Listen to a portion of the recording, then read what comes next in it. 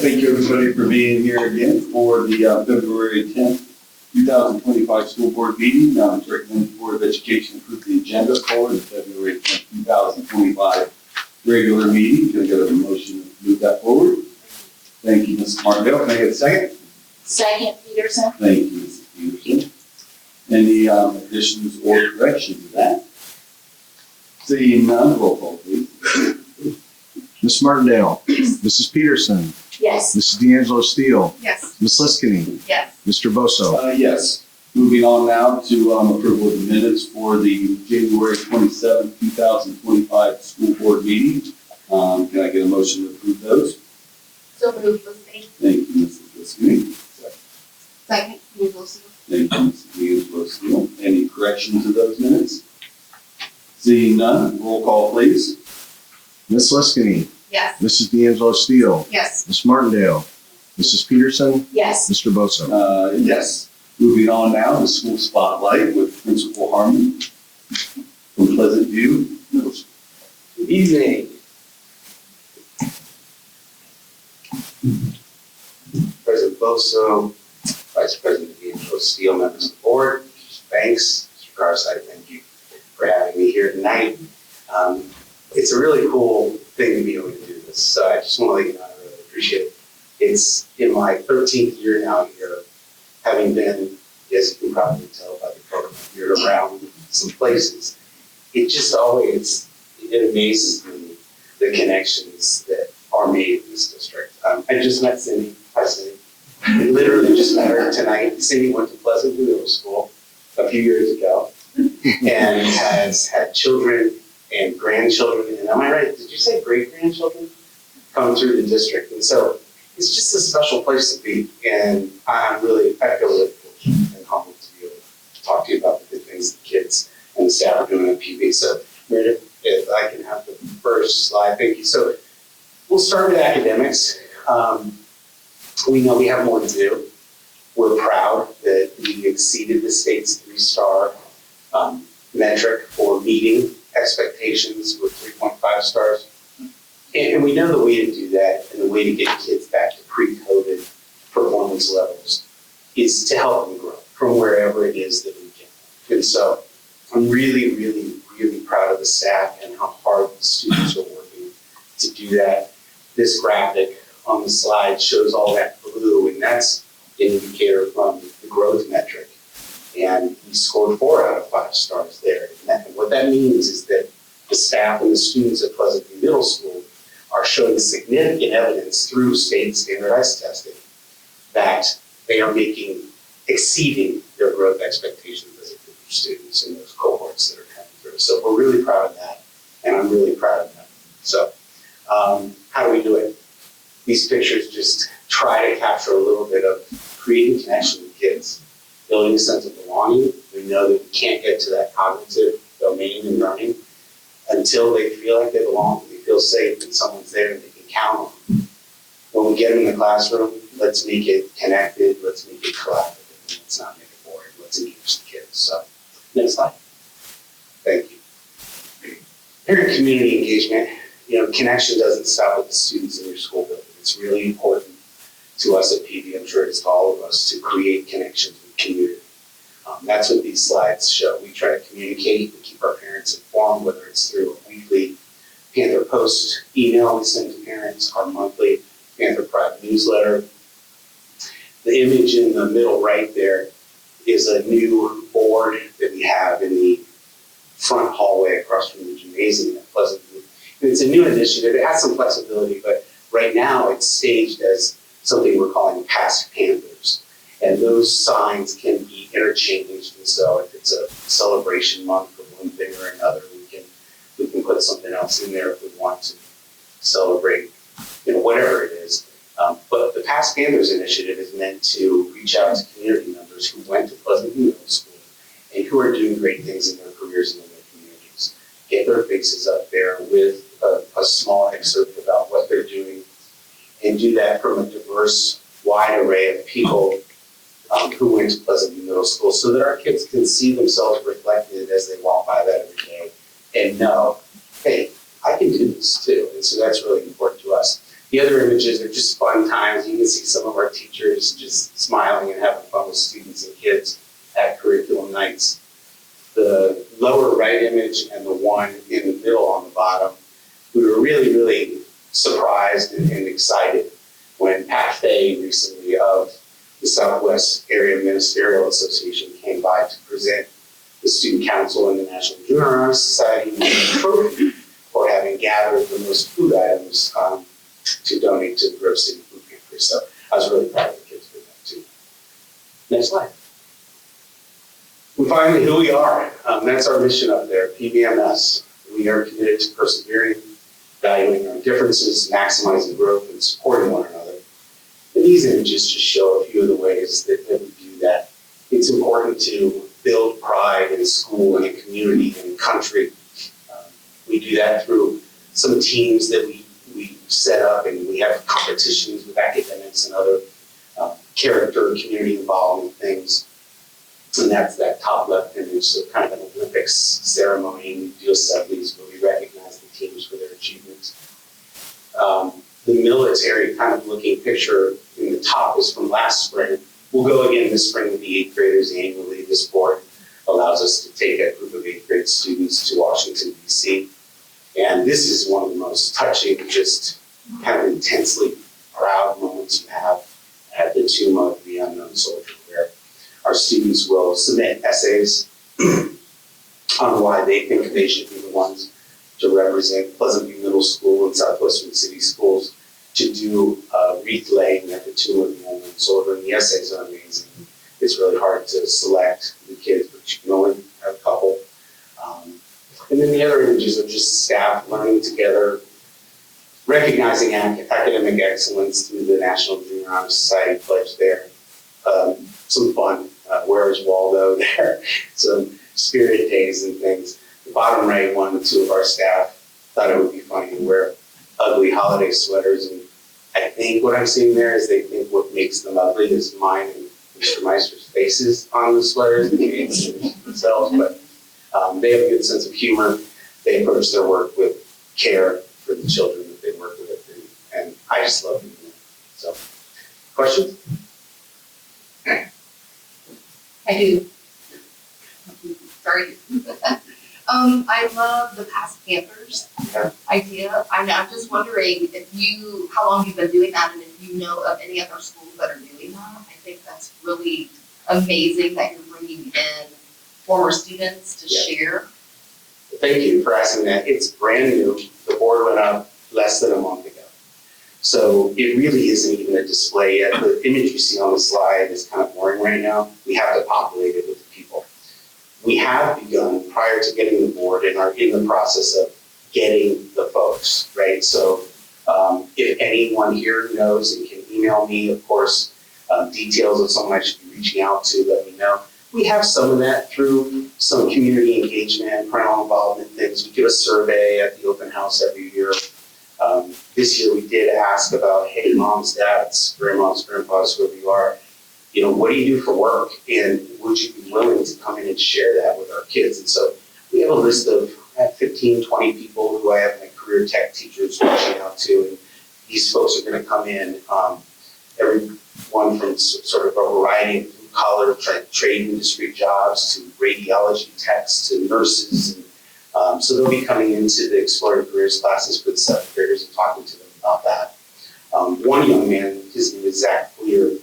Zach he'll be on our board. He went to Pleasant View Middle School, and then he started this 270 Hoops kind of organization. It was his own company where he would highlight local basketball recruits and help make their recruiting videos. And so he has come in already, and Zach has presented to our business classes, but primarily to a club of students that runs PBTV, video, daily announcements, and sort of showed them how to edit a little bit, how to cover a sporting event. And so that's the thing we want to really show, right? The best way that gets implemented is when someone's coming in and doing it to kids. They can see the spark. They're in 7th and 8th grade.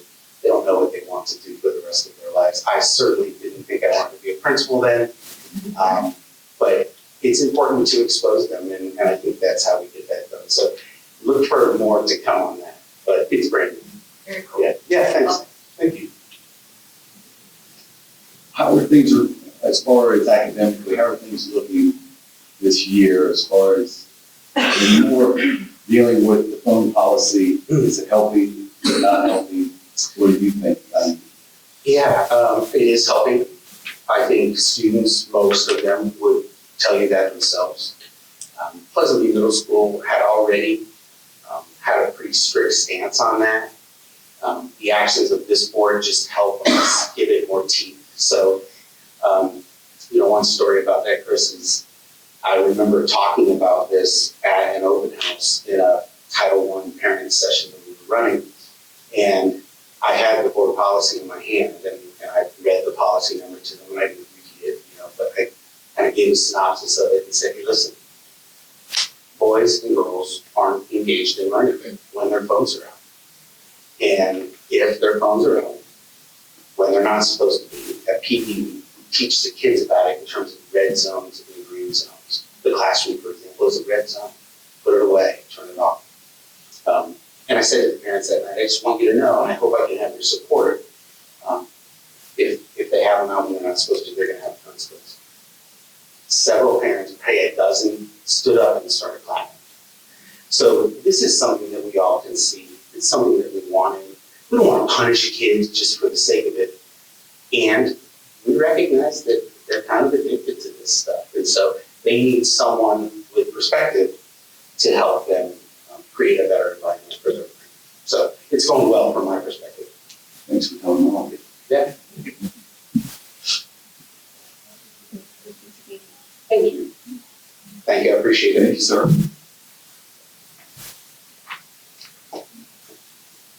Moving on now, we'll go to board reports.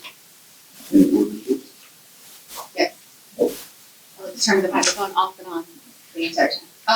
Yes, I would like to say something as the legislative liaison, kind of a report here, and Mr. Garcia is going to help out with this too, because it comes from the treasurer's office, Governor DeWine. I want to share that he came out with his vision of the proposed state biennial budget this week, which includes the final phase-in of the Fair School Funding Plan, FSFP. And where's Lusher? Oh, there she's back there. I was like, don't we love like acronyms and names and but anyway, the FSFP. This is significant considering Speaker Huffman's comments in recent weeks stating that the FSFP was unsustainable. The budget will now move to the House and then to the Senate. It will then move to a joint committee for final adjustments before being placed into law with the governor's signature. There are a few items, though, that he would like to draw your attention to. Sure.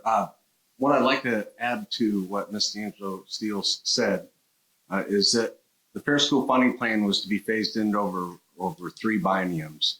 So the first third of it came in the 22-23 fiscal year, or those 2 fiscal years. Then the second biennium, fiscal 24 and 25, one more third came in. We're now looking at fiscals 26 and 27. And as she stated, the governor has put the final phase in of that 1/3. What is important to note, though, is there's cost sets that are associated with the calculations that go into that formula. The cost sets that are currently being used are fiscal 22 cost sets. So what that means is they're showing the cost to educate back a couple years ago. So those need to be hopefully updated to at least fiscal 24 cost sets that will help put a little bit more funding into the formula so that extra 1/3 will help. One other thing that's been kind of a buzzword out there is they are talking about doing something with the guarantees. What a guarantee is if you put all the inputs into the formula and it calculates a number. If that number is actually less than what you received back in fiscal year 21, they'll give you at least what they gave you in fiscal year 21. They're talking about right now, looking at in fiscal 26, decreasing that guarantee by 95% or taking 5% away from districts, and then another 5% to make a total 10% takeaway in fiscal 27.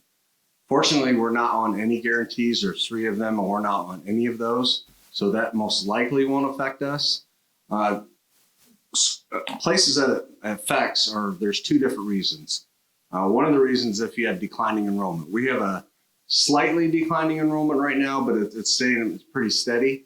So we're not seeing it from that. And also it can happen as property values are put into the formula. If you have high increasing property values, that can also put you on a guarantee. We're not seeing that in either of those areas. Yes, we did have really, for our school district, really high property valuation growth. But if you look statewide and even countywide, our values didn't grow maybe as much as some. So fortunately, we're not on any one of the three guarantees, so we won't be hurt in that manner. But I urge you, if you're out there talking to your friends and family and neighbors, talk about those cost sets that need to be updated. And hopefully this Fair School Funding Plan will keep going through as it gets to the House, then to the Senate, then to the Joint Committee, and final signing sometime probably at the end of June.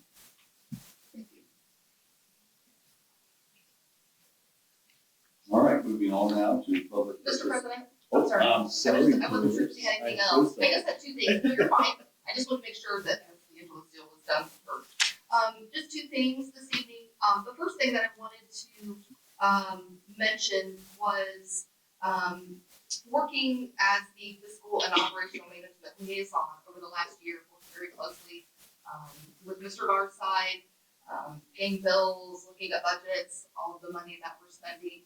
And after the OSBA conference in November, I asked the communications department to send out an internal survey of administration and school board members just to seek cost versus benefit. I was just merely seeking information to know we do spend a lot of money to be in that organization, and I just wanted to know if we were utilizing the programs and training and those types of things that the organization offers. So I've had some folks ask me, why aren't you a part of OSBA? Why haven't you renewed? And simply put, we are reviewing to see. Personally, I've been looking at other organizations to see what's out there, what they offer, to see what would be the best for this board to be a part of, and then to share that with the other members. We really haven't even had a discussion about it. I know that President Bozo postponed adding that in January, that membership. And so for those of you who follow along and look at the bills each month, that's why it was not on there. So that's something that I have been working on. So I apologize to the board. I take that on that I have not gotten back with you about my findings. And so I will be sharing that with you. The second thing that I wanted to mention was the district gala awards.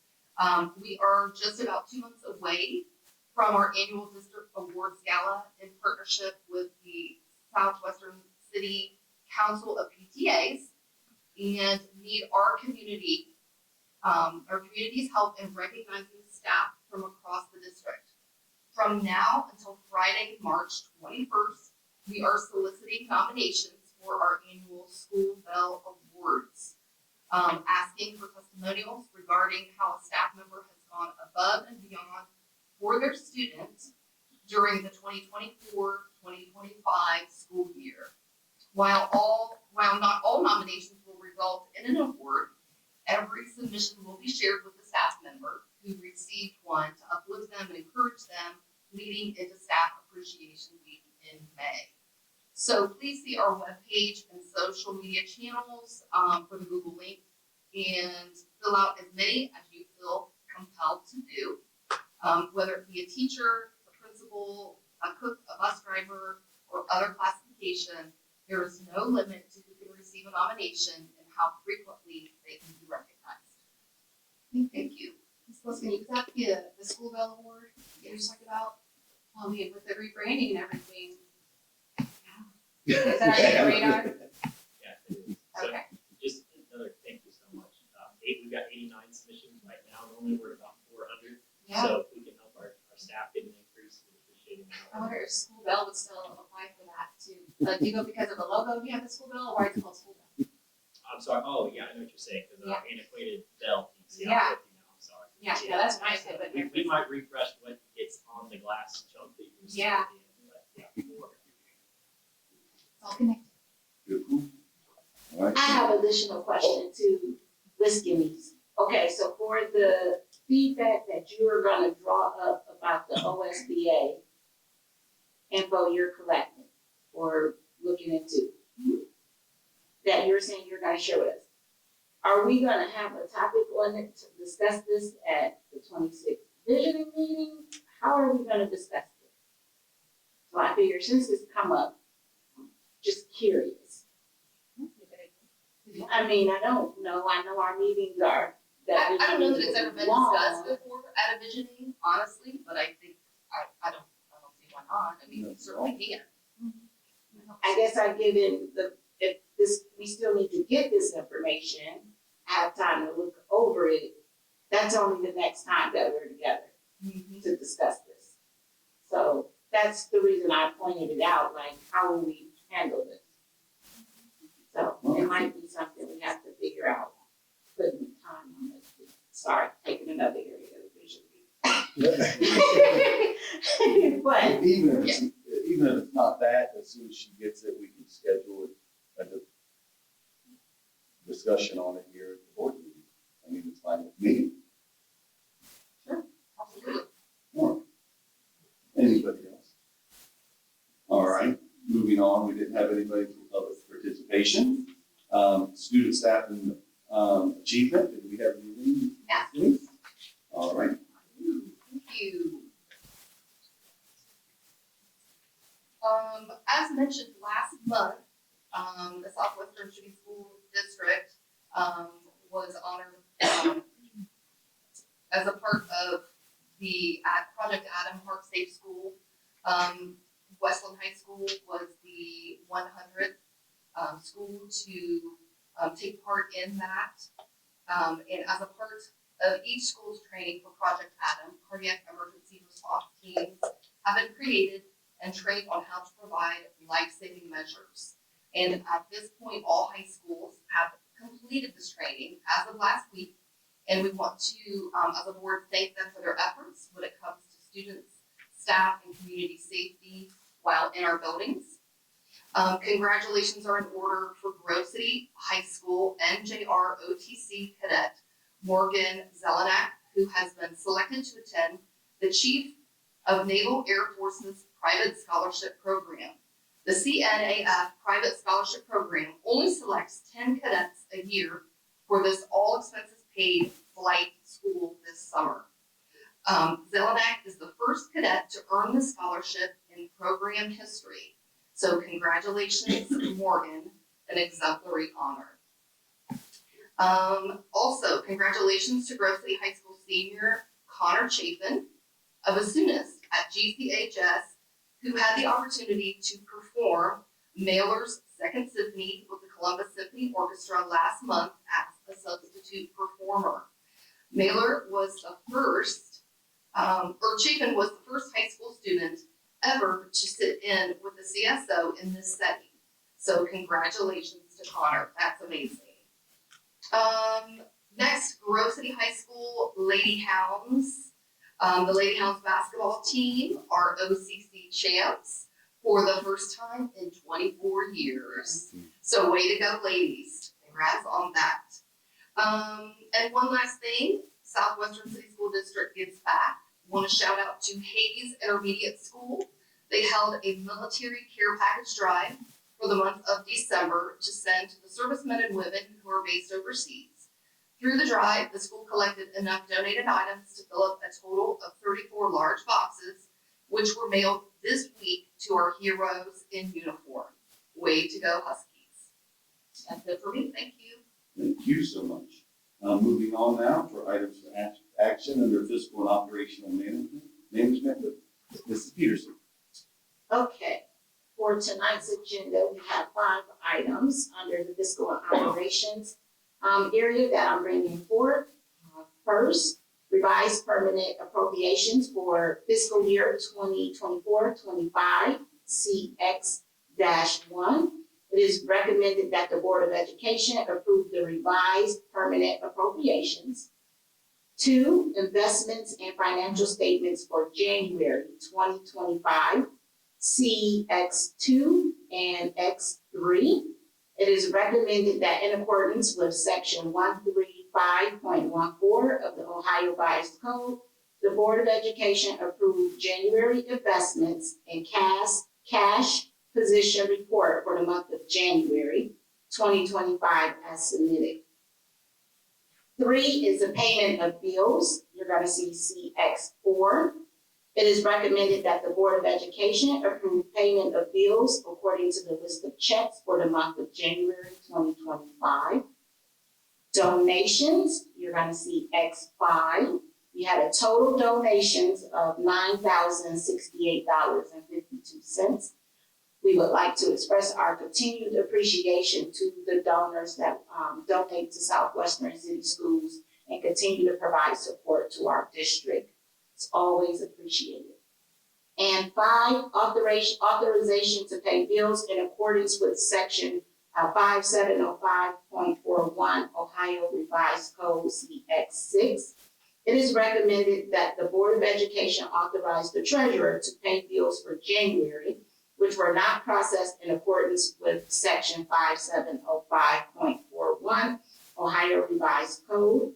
After reviewing these items, I would like to move them for approval. Thank you so much. Can I get a second, please? Thank you, Mrs. Martindale. Can I get a roll call?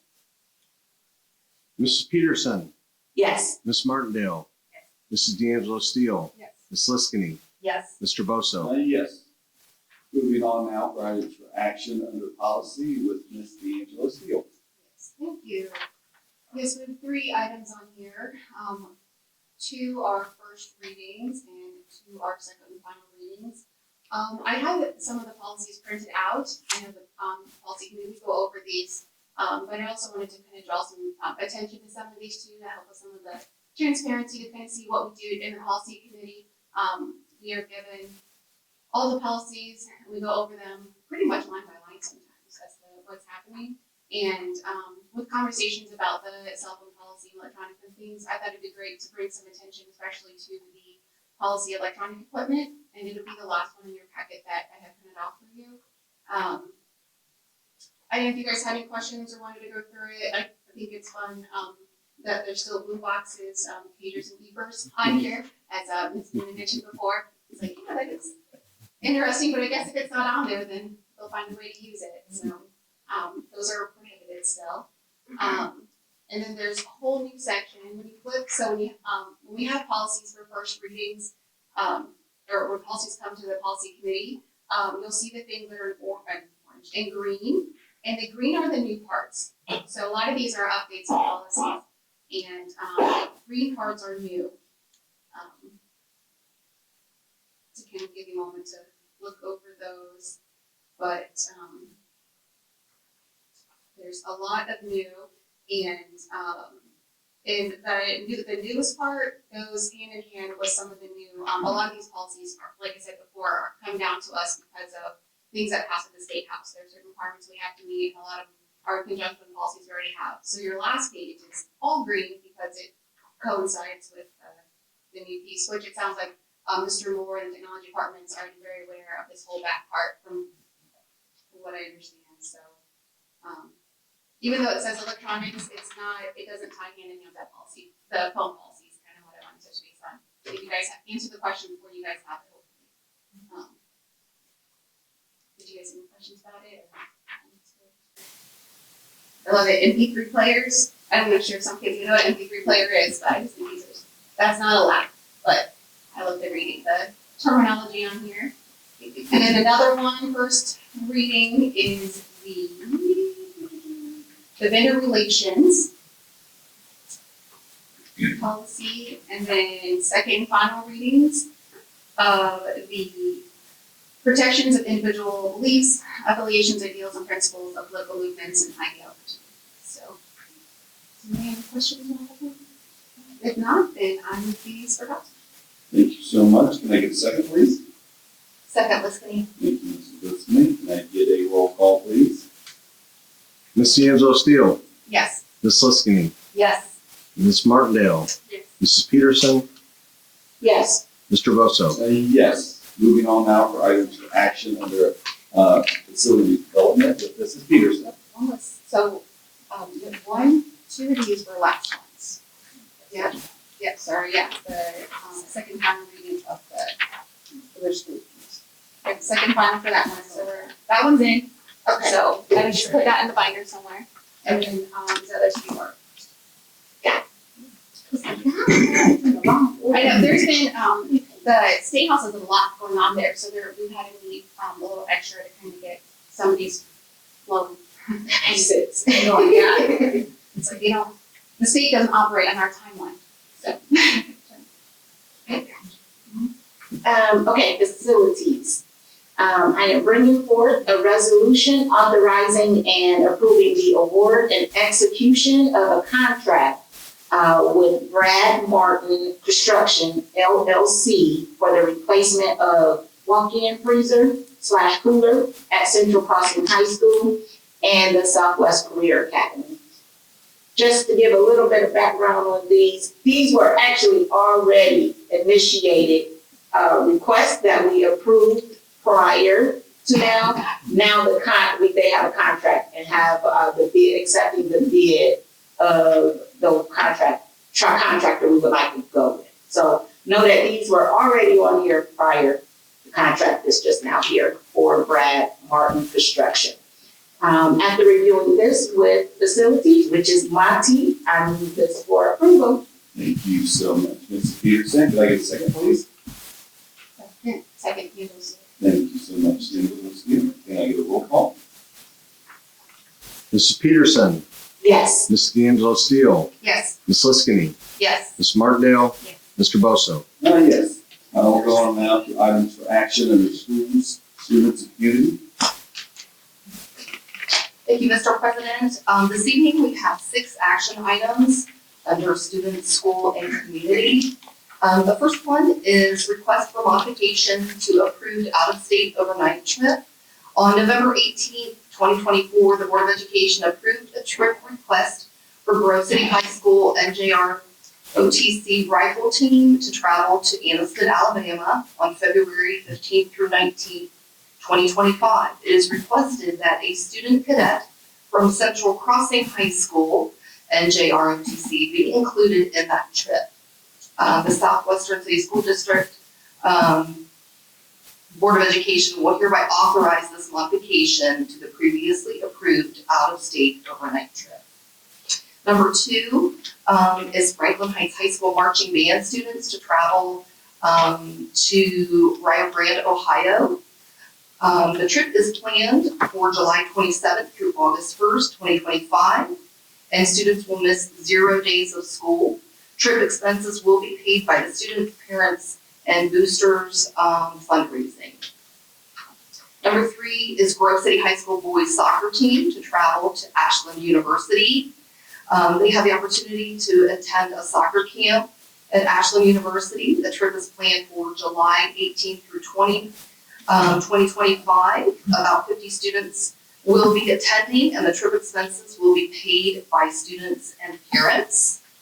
Number 4, Westland High School AF JROTC to travel to Camp Wilson in Belle Fountain, Ohio.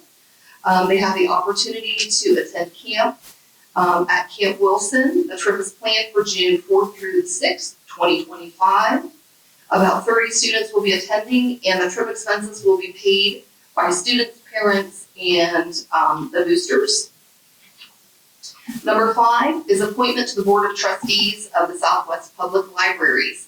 It is recommended that the Board of Education approve the appointment of Maureen Cahill to fill the vacancy left by the passing of Andrew Furr to the Southwest Public Libraries Board of Trustees for a term to begin immediately and end on December 31st, 2029. And number 6 is resolution authorizing the 2025-26 membership in the Ohio High School Athletic Association. I'm not going to read through that whole thing for everybody. You can see that. But I just wanted to say that the Southwestern City School District Board of Education and its administration desire for the schools with one or more grades at the 7th through 12th grade level under the jurisdiction to be voluntary members of the OHSAA. And it is recommended that the Board of Education authorize the 2025-26 membership in the Ohio High School Athletic Association for Beulah Park, Finland, Jackson, Norton, and Pleasant View Middle Schools, and for Central Crossing, Franklin Heights, Grove City, and Westland High Schools. And after reviewing all of these items, I move them for approval. Thank you so much. Can I get a second, please? I just have one thing with the, OSHA, Ohio High School Athletic Association. I have been in contact with, Dr. Shuey often about doing, girls cheerleading, or not girls cheerleading, but cheerleading in general, girls and boys cheerleading, approved as a sport through OSHA. So, if anybody would like to, assist with this, I'm not sure what all to do, but I know I've been trying to do things with OSHA, and Dr. Shuey has as well, and the whole district has, but I really think cheerleading should be recognized as a sport. We're in 2025, and those athletes put in the hard work and everything, and they deserve being considered a sport and getting all the same benefits that every athlete gets here in the district. And I think some colleges and universities get on board too, because they should also get scholarships for those.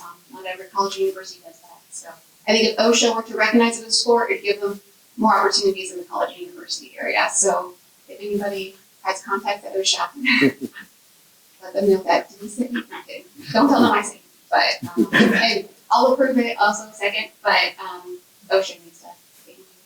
All right, I think we have Mrs. Martindale approve it. Or seconded, I'm sorry, so we'll go ahead and roll call, please. And it's a very good point. Ms. Liskini, Yes. Ms. Martindale, Yes. Mrs. D'Angelo Steele, Yes. Mrs. Peterson, Yes. Mr. Bosso. Yes, moving on now for items for action under personnel with Mrs. Martindale. Yes, good evening, everybody. All right, so tonight I have 7 personnel items involving 133 people. This includes 8 certificated resignations, 2 administrative employments, 11 certificated changes in employment, 66 certificated employments, 23 of which are supplementals, 12 classified resignations, 11 classified changes in employment, and 73 classified appointments. I like seeing those numbers. And so I have reviewed all of these and spent some time looking over, and I do move those for passage. Thank you so much. Can I get a second, please? Second, D'Angelo Steele. Thank you, Mrs. D'Angelo Steele. Can I get roll call, please? Ms. Martindale, Yes. Mrs. D'Angelo Steele, Yes. Ms. Liskini, Yes. Mrs. Peterson, Yes. Mr. Bosso. Yes. And then I would like to invite Mr. Boone to share some good news. Thank you. Mr. Bosso, Mr. D'Angelo Steele, rest of the board, Mr. Garside, Mr. Banks. Great privilege to introduce Mr. Jacob Baker as a new assistant principal tonight at Gallery Ridge Intermediate School. You met him earlier. Just want a quick little summary on Jacob, then we have him come up and say hi to you. So throughout the interview process, Jacob demonstrated exceptional leadership skills and unwavering commitment to student success. Currently, Jacob is in his 3rd year at Gallery Ridge Intermediate School, where he has served as an intervention specialist in the building, and will continue to call home now as he transitions to the administrative role. He has been an active part of the Gallery Ridge Intermediate School community, to include serving on PBIS and SSC teams, and is very plugged into the school operations and how they impact student learning. Prior to joining Southwestern's family at Gallery Ridge, Jacob held several positions in Belgrade City School District, where he was also an IS and a junior high athletic director. He holds a Bachelor of Arts from Marietta College and a master's degree from the University of Cincinnati. We're very excited for him to join us at Gallery Ridge as an administrator. And Jacob, welcome.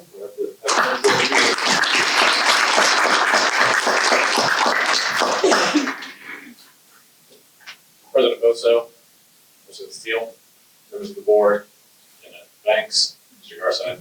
Just unbelievably excited for this opportunity. I've loved my couple years here at Galway Ridge and in Southwestern City Schools. I'm very humbled for this opportunity. Looking to continue to move Galway Ridge forward. Been a lot of great progress in these last few years. Look forward to keeping that moving forward, aligning with school vision, district vision. Just very excited for this opportunity. Thank you all.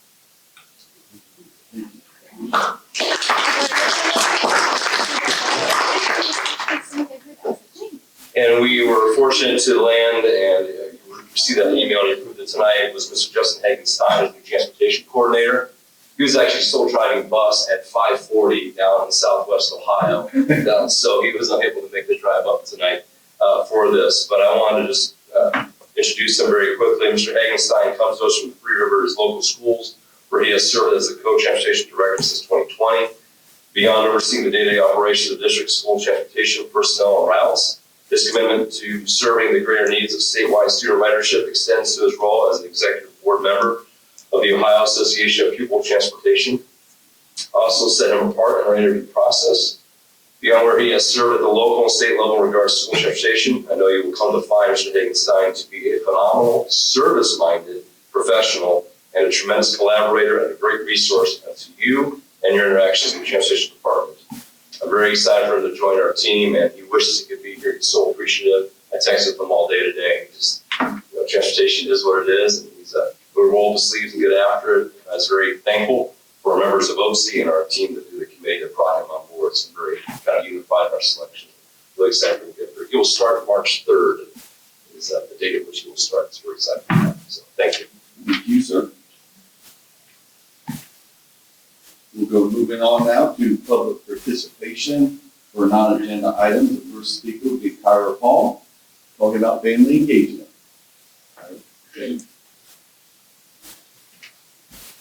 Well, my husband forgot my printed speech on his desk today, so you'll have to Always forgive laying me in that. your husband. I know, so I'm reading from my phone today, and I try not to do that, so you'll please forgive me. But I would like to talk to you, not just as a board, but as a district as a whole, about parent, family, and caregiver engagement and involvement. I know much of what is discussed in our district is so much about academic achievement, behavior, kindergarten readiness, test scores, state report cards, resources available for students, their families, stretching our dollars, and so much more. But I would like to take the time now to invite our school, our administrative staff, and our board in a way to increase our parent and family engagement. If we increase that, all of the things I mentioned above will increase as a whole. I am currently enrolled in a Parent Leadership Academy through the Ohio State University, and the main focus here is where our district is doing well with parent and family engagement, but where is there room for improvement.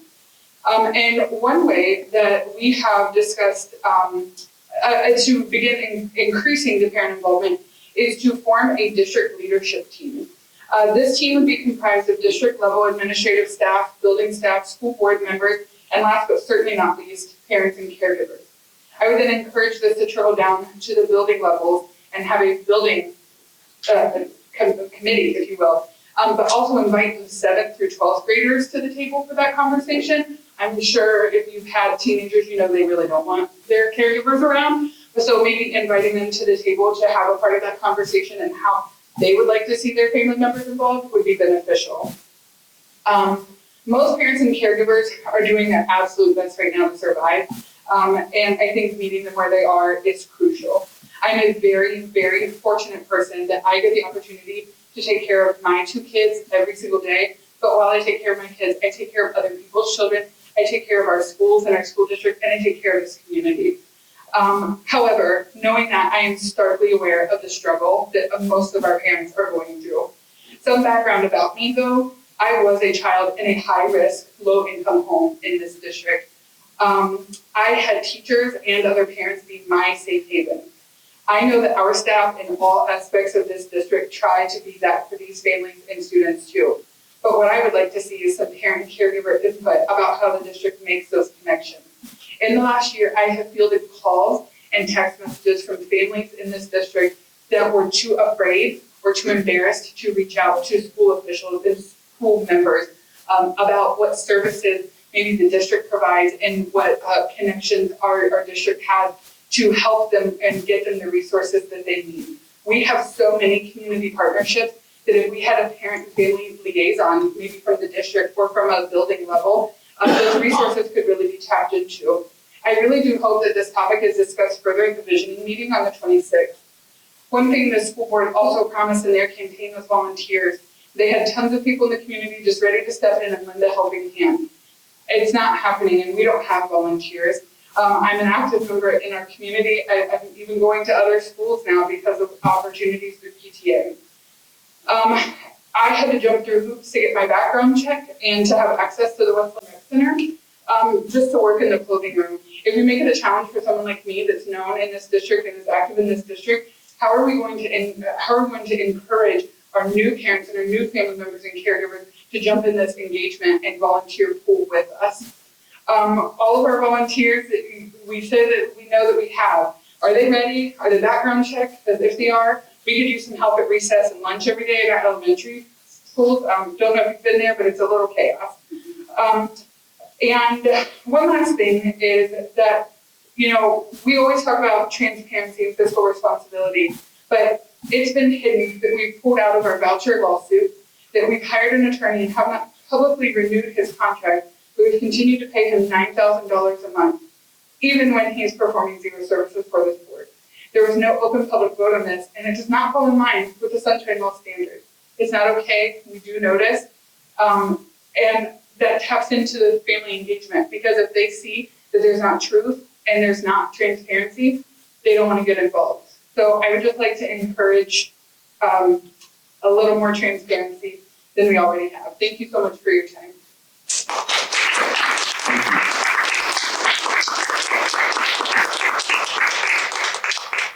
Moving on now, the next speaker is Megan Lorman, failure to renew membership with the OSBA. Which is very timely considering the session just happened. I'm assuming they're changing everything, and that. They ruined your speech. That's okay. I can go on the fly. All right, good evening, and thank you, board members, for hearing me. My name is Megan Lerman. I'm a concerned parent of a fifth grader at Hayes Intermediate.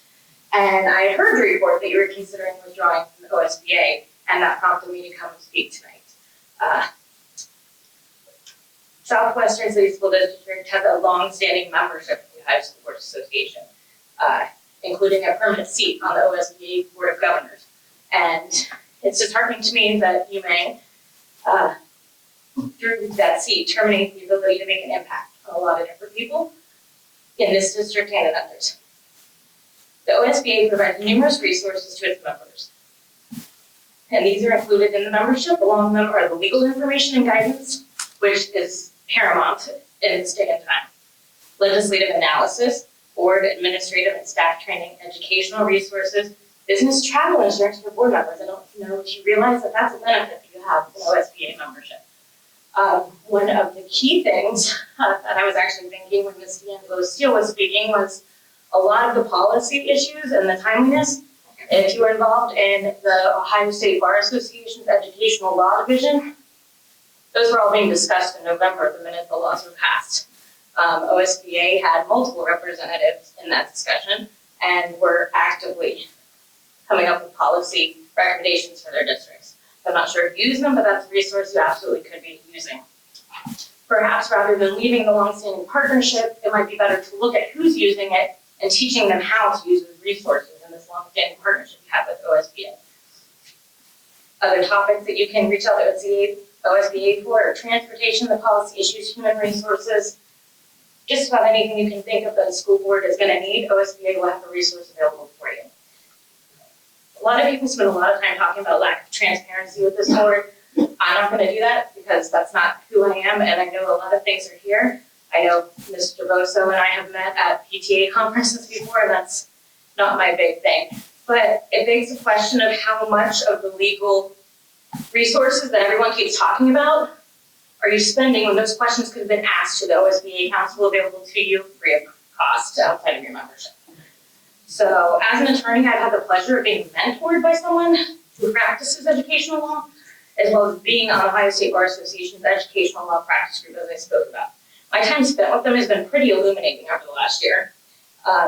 It's important that one of the councils that this board listens to, I think it's important to have different versions and different councils and different viewpoints for you, but it's very, very important at this time to listen to a regularly, traveled in educational law circle attorney. The educational law circle is very small. It's not corporate law, it's not criminal law. We're talking about 60 members in the Ohio State Bar Association. I do know for a fact that several of the councils they use are not even members of that association. I see it because I am one. With the upcoming changes to educational law coming from the federal level, which are massive, which was a big topic of discussion at the winter meeting of the Educational Law Committee. I encourage the board to review this decision very closely before you make a jump. Our district is uniquely diverse and will face many challenges in this new policy implementation. Our kids, our staff, and taxpayers deserve to have their interests protected. And I firmly believe that the best way to do this is to have a sound policy and legislative analysis, guidance, and resources afforded by a best-in-class organization.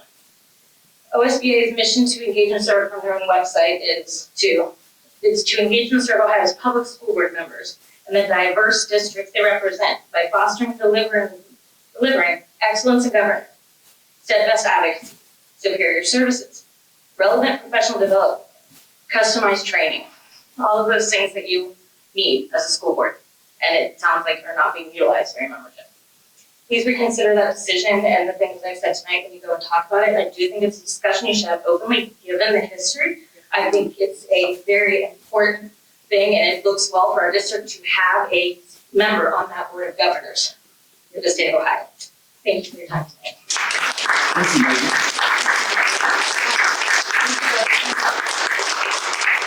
Mr. Bosso?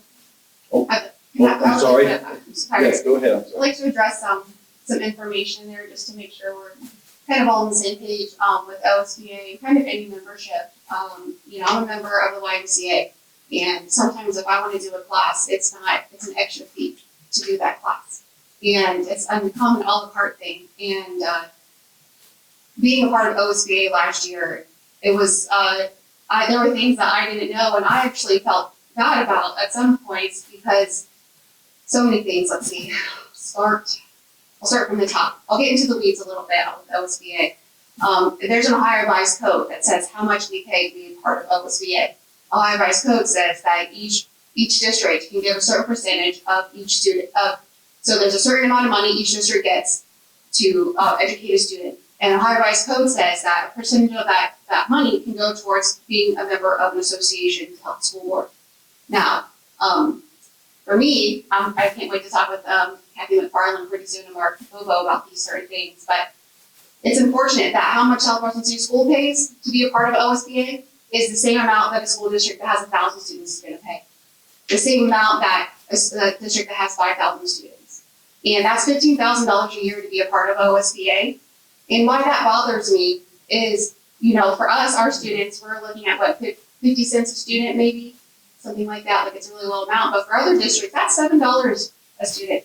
Being part of PTA, you know that not every PTA within the district can afford to be a part of that national PTA. And so it's one of those things where it's like, hey, OSBA, we can do a little bit better with that. Taking $15,000 from a rural school district, that's a lot. Our budgets are in the millions, right? Our payrolls are in the millions, and not every district has that. And Isn't so that less than 2 months that we're paying? It was an like extra lawyer? $122,511 that Omar dropped in. so going. So when so we pay that Time. we pay that fee upfront, and then I didn't know this until Garcia, I was probably 3 or 4 webinars in, and I found out that we have to pay for every webinar I went to, for every seminar I went to on the weekend, for every extra thing, for every legal advice you want to get, for any policy suggestions, board docs, everything is on top of that $15,000. So with that $15,000, you get a little membership card, and everything on top of that is extra. There are things that you can get from the website for free, just like anybody can. But so I didn't know that, and then on top of it, I found out that I was getting paid to go to some of these meetings, and I felt so bad. I was like, oh my goodness, I did not know that. I didn't know that I was taking my 8 hours. Well, some of those were like two events over the weekend, or sitting there during soccer practice and on my webinars, and I was getting paid for some of those. I thought that was not very transparent. I didn't know that up front.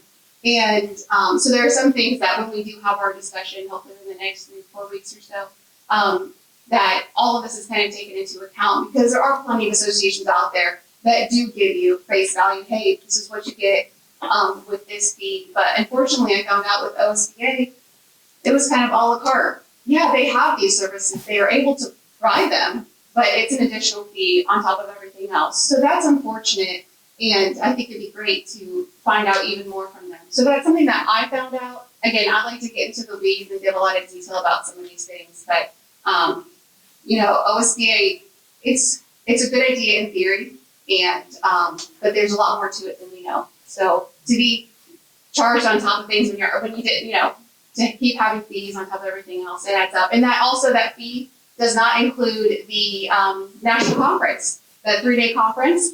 I presented at it this year, actually also, with people around Ohio.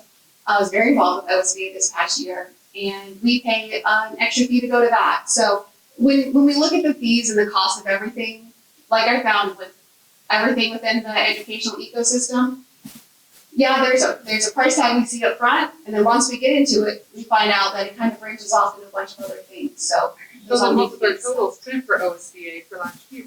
that's an excellent question. I think that's part of the information that was maybe compiling for us. Oh, you don't have access Probably to $122,000 not spent. That's almost it. All right, we will get back into this discussion at a later time. Thank you for your input. Moving on now, we're going to have our last speaker is Chandra Fredericks, all about transparency.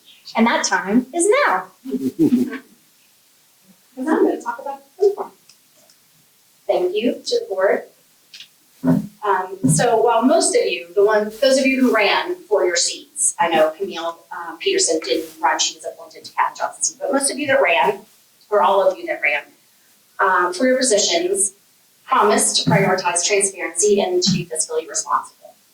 Well, I think most of us agree we're all still waiting for that to happen. The school board spending this last year went through the roof. I find it interesting that we are withdrawing from the Ohio School Board Association that we have been a member of for decades to save money when we have hired an attorney who is sitting here right now who is making $9,000 guaranteed dollars a month, regardless of the work he does. I want to repeat that because people at home who will watch this later need to know that there's an attorney hired by the board that my understanding actually is only 3 of you actually utilize. So the taxpayers are spending $9,000 a month to pay $3,000 for you, $3,000 for you, $3,000 for you to have a lawyer at these board meetings. But you could have that same amount of assistance for free from the Ohio State Board Association.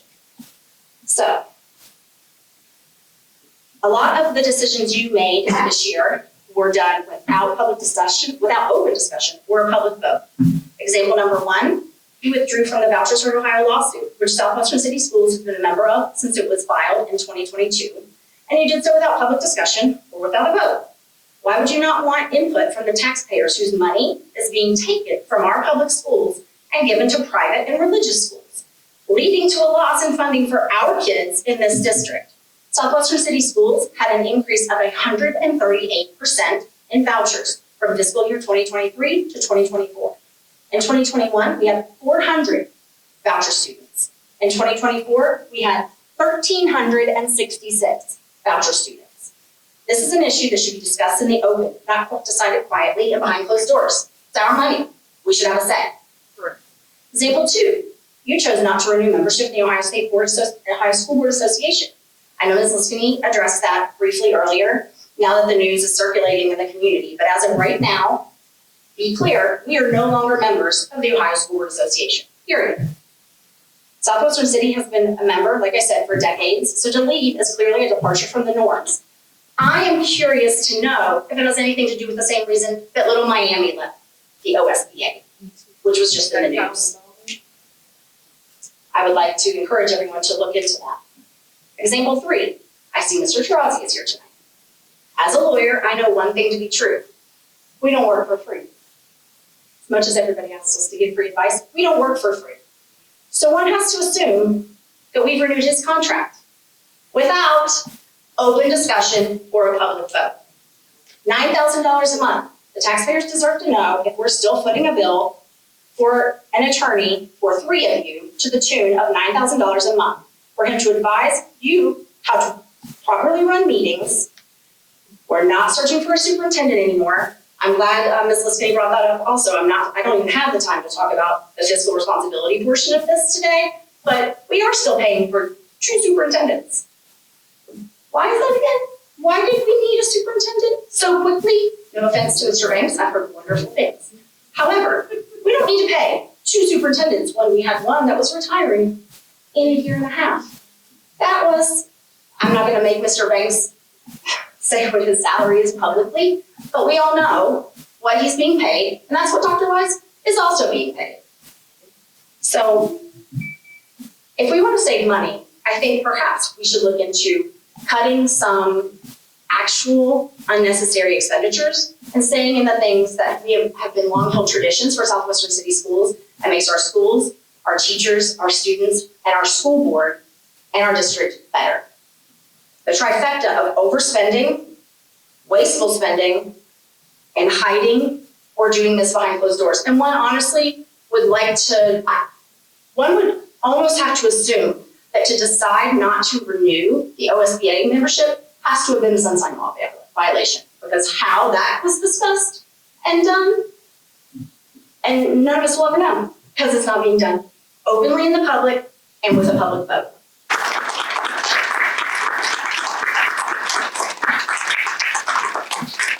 Thank you so much. As far as legal fees, from 2023 to 2024, we are spending less in legal fees with the way things are going now. And I will comment on the OSBA. I have been going to the OSBA conferences for 3 years. I try to get involved. I haven't gotten nothing out of the OSBA. So I look at it as money that, why are we spending it, in my view? Because I have gotten nothing out of that organization. As we look, and you always want to bring up Omar Trotty. Omar does a lot more than just sitting in his meetings. He helps us with legal stuff in this district where we don't have to bring in another lawyer and pay them $300 an hour. He's on retainer. He's used by me and whoever wants to use him. For why $9,000 a month? But Would you address why $9,000 a month? Why is any it? more comments at the board? Of course not. You guys get to chime in on what we say, but we don't get to do this. I just have one last thing that I wanted Yes. to bring up before we adjourn for the evening. About just to kind of address with community engagement. One of our many partnerships here in Southwestern is with Communities and Schools of Ohio. We are currently their largest school partner in the state, and they provide coordinators using federal grant dollars in some of our schools to remove barriers to students attending school. This closely aligns with our district vision, as well as the governor's, to decrease absenteeism in our schools. One of our growing barriers here in Southwestern is homelessness. Using additional grant dollars, we committed a CIS employee, Mr. DeJuan Robinson, to target and serve this growing population directly. DeJuan was recently celebrated and highlighted in a CIS newsletter for his great work, and I wanted to share just what a great job he's doing in our district and how appreciative we are of him and all of his hard work. He is currently assisting 288 families on their journey to self-sufficiency. And some of the key statistics highlighting his impact are 275 students have been provided with transportation assistance, 77 families received monthly email resources, and 8 families have secured stable housing through the resources facilitated by DeJuan.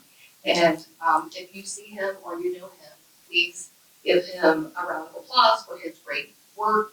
We appreciate all that he's doing. So that's it for me. Thank you. Thank you so much. Anybody else have anything? Will that funding continue as the Department All of right, Education? moving on now to executive session, recommend for education during the executive session in accordance with policy 0166, prepare for conduct or review of negotiations and bargaining sessions with public employees and discuss security arrangements and emergency response protocol for the school system. Can I get a motion to go with executive session? Thank you so much, Mr. Martell. Can I get a second? Second, D'Angelo Steele. Thank you, Mr. D'Angelo Steele. Can I get a roll call, please? Ms. Martindale, Ms. D'Angelo Steele, Yes. Ms. Liskini, Yes. Mrs. Peterson, Yes. Mr. Bosso. Yes. We don't expect anything after executive session, but more than welcome to stay.